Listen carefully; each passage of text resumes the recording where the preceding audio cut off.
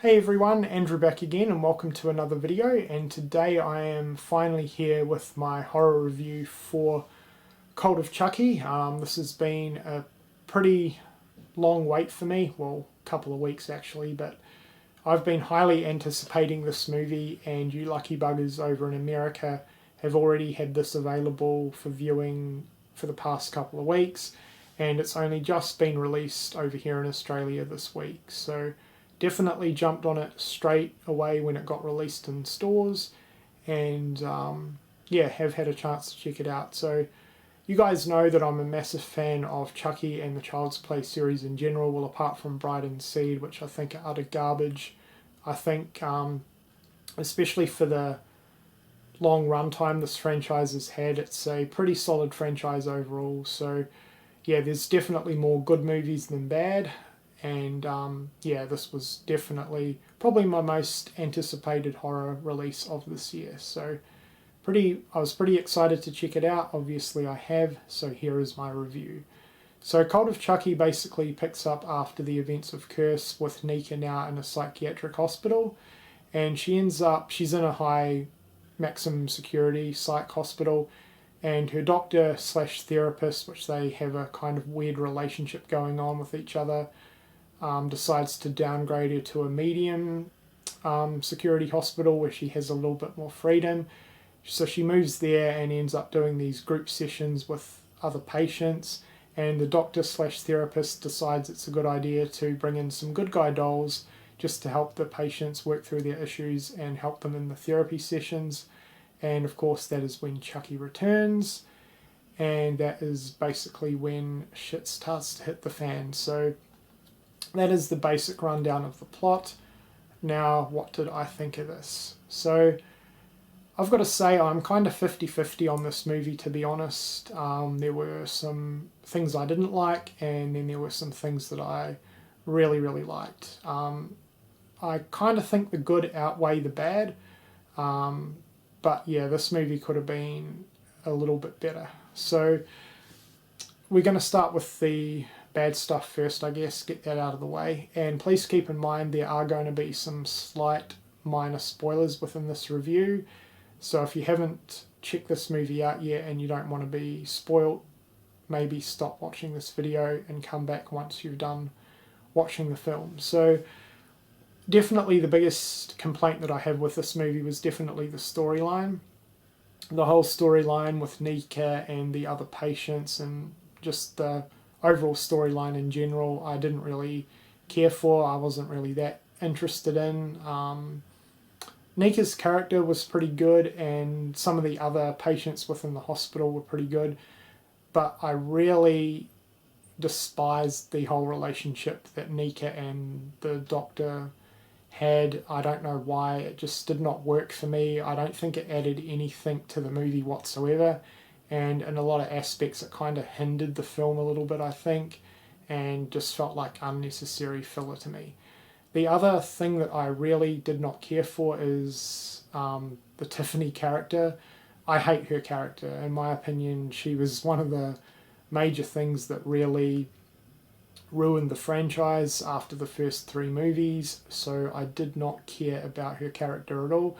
I can understand fully why they brought her back, and but you know, that doesn't mean I have to like it, and yeah, I'm not a fan of her character. So storyline wise, I didn't really feel that invested within the story, and I kind of felt like it was plodding along, just waiting for the Chucky scenes to happen, and a lot of it sort of felt like filler to me. There were some kind of good moments between some of the patients, I guess, but for the most part I wasn't really that invested within the story. The ending, again, I wasn't a big fan of it. I kind of wish the ending was different, but I can understand again why they did it, especially with the whole cult thing, and of course there's going to be another sequel. So yeah, now moving on to the good stuff. So the main thing that blew me away within this movie was Chucky. He looked absolutely fucking incredible. Massive shout out to the props department, because they created an amazing looking Chucky. he looked great, the puppetry was on point, and yeah, just absolutely incredible.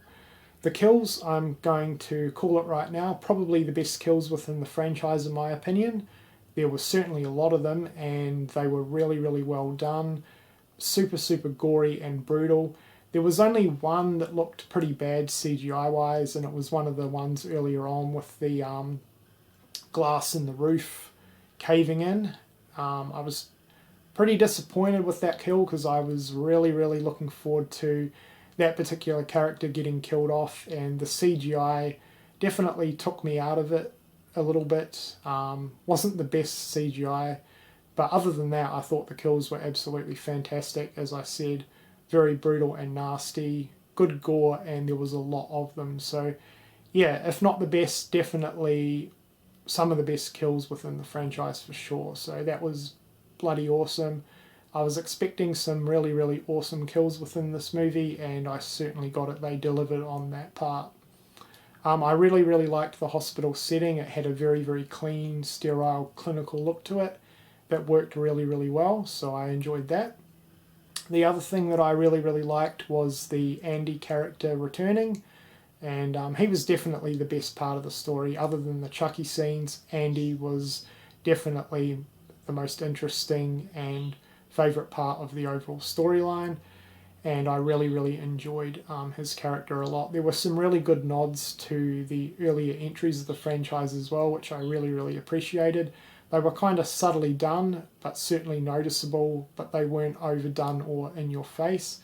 One in particular was the Kent Military Academy sweatshirt at Andy's house. I thought that was a really, really nice touch.